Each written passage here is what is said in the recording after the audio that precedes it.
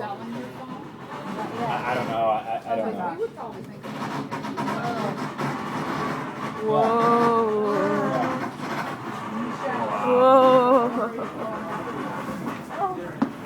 Now you have to look. Whoa.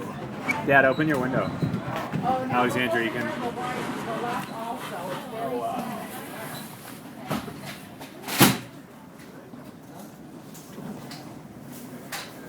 Jump. Gotta hear the wind. Okay, ready? Alexandra, look at that waterfall.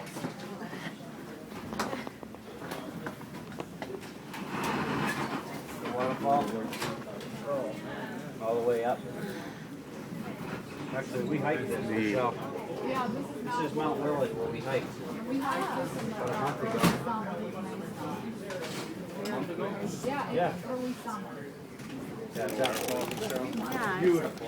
You're overlooking. Alexandra, It's a very easy hike. get the valley. Oh, We got wow. to the top and we looked Yeah, down. both my kids have done it. They Can you believe this? Look at the valley. are 5 and 8.